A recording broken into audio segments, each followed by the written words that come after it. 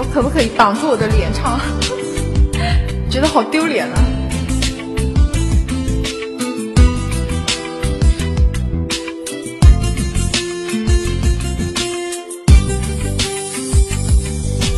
有啲嘢我已經忘記，但我依家仲記得喺一個晚上，我嘅媽咪問我今日做乜唔開心。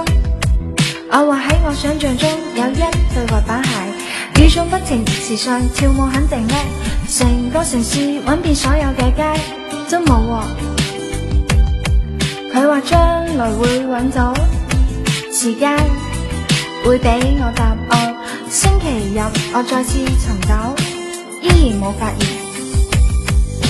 一個月後我去咗第二個城市，呢度嘅人稱佢為魅力之都。時間過得好快，夜幕就要降臨，我諗我必須要離開。當我正要走嘅時候，見到一家專賣店，嗰個就係我想要嘅滑板鞋。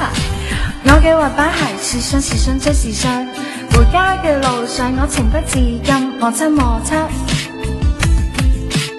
光滑嘅情板摩擦。月光我見到自己嘅身影，有時好遠，有時好近。